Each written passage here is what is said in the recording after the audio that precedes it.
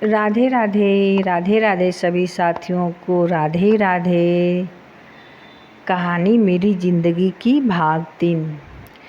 मेरी माँ के जाने के 2 दिन बाद मेरी दूसरे नंबर वाली दीदी को बुलाने के लिए फ़ोन किया गया, जो उड़ीसा में सीमेंट फैक्ट्री कॉलोनी राजगंगपुर में रहती थी। मेरे जीजाजी सी फैक्ट्री में इंजीनियर थे। मेरी दीदी के 2 बच्चे हैं। पहला बच्चा हमेशा बीमार रहता है, जिसकी वजह से हम सारे लोग और उनके ससुराल वाले बहुत ही परेशान रहते हैं, और जिसका बच्चा है उसके दुख के बारे में क्या बताएं। दूसरा बच्चा भगवान की कृपा से एकदम स्वस्थ पैदा हुआ और बहुत तेज़ तर्रार है। दीदी को ये नहीं बताया गया कि माँ अब इस दुनिया में नहीं रही। उन्हें ये बताया गया था कि बीमार हैं। बीमार सुनते ही मेरी दीदी अपने दोनों बच्चों को लेकर जीजाजी के साथ आने के लिए तैयार हो गई, और ट्रेन में टिकट भी मिल गया। लेकिन मेरी दीदी को कुछ अच्छा नहीं लग रहा था। उस समय टेलीफोन का ज़माना था, मोबाइल सबके पास उपलब्ध नहीं था। कैसे भी करके वो घर आ गई। जब बाहर पिताजी को देखी तो उनके तो होश ही उड़ गए। पिताजी के सर का बाल छिल गया था। उनको देखकर वो दहाड़े मार मार कर रोने लगी, जिन्हें संभालना बहुत मुश्किल था। मेरी हालत तो इतनी ख़राब थी कि मैं ऐसे ही पड़ी थी। मेरी मानसिक स्थिति भी थोड़ी ख़राब हो गई थी, जिसकी वजह से मेरे पिताजी बहुत ही परेशान रहते थे।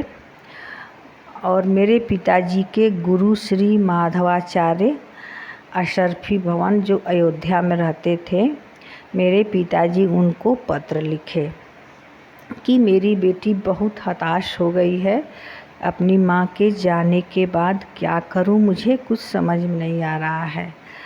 तो उनके गुरुजी का पत्र आया मेरे लिए, जिसमें कुछ मंत्र था और मुझे बहुत समझाया गया था। भगवान की कृपा से मैं कुछ दिन में ठीक हो गई। मेरे घर के सारे लोग हम लोगों का साथ दिया। खास करके मेरी बचपन की सखी थी, जो मेरे चाचा की बेटी थी। उन्होंने मेरा बहुत साथ दिया, जिसे मैं कभी भी भूल नहीं सकती हूँ। वो मुझे कभी अकेले नहीं छोड़ती थी और अपने हाथ से मुझे खाना खिलाती थी। मेरा सर दर्द होने पे मेरे सर में तेल की मालिश करती थी। हमेशा मेरे साथ रहती थी। वो मैं कभी भी नहीं भूल सकती हूँ। भगवान उनको हमेशा खुश रखे जहाँ भी रहें। मेरे गांव पर मेरी चाची और मेरी माँ रहते थे। मेरी चाची, जो कि मेरे चौथे नंबर वाले चाचा की पत्नी थी। मेरे चाचा चितरंजन में रेलवे में इंजीनियर थे, लेकिन मेरी चाची को वहाँ पे अच्छा नहीं लगता था। वो गांव पे ही रहती थी मेरी माँ के साथ। मेरे माँ के जाने के बाद मेरे चाची ही मेरे घर को संभाले रखी थी, और मेरी माँ थी तभी मेरी चाची की बहू आ गई थी, और उनकी बहू मेरी माँ को बहुत ही मानती थी, और मेरी माँ भी उनको बहुत मानती थी। और मेरी माँ थी ही उस काबिल कि उनको सारे लोग बहुत मान सम्मान देते थे। जहाँ भी रहीं आज भी उनकी चर्चा होती है कि वो एक विदुषी महिला थी, साधारण महिला नहीं थी। इसमें कोई 2 राय नहीं है। आगे की कहानी मैं आप लोगों को चौथे भाग में सुनाऊंगी।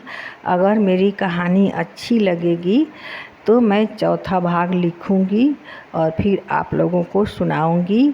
राधे राधे, और सबको बहुत बहुत धन्यवाद मेरी कहानी सुनने के लिए और कमेंट करने के लिए। अगर अच्छा लगेगा तो आप लोग ज़रूर यूट्यूब पे बताइएगा, तो मैं फिर से कहानी लिखूंगी चौथा भाग। राधे राधे, नमस्कार सबको, राधे राधे।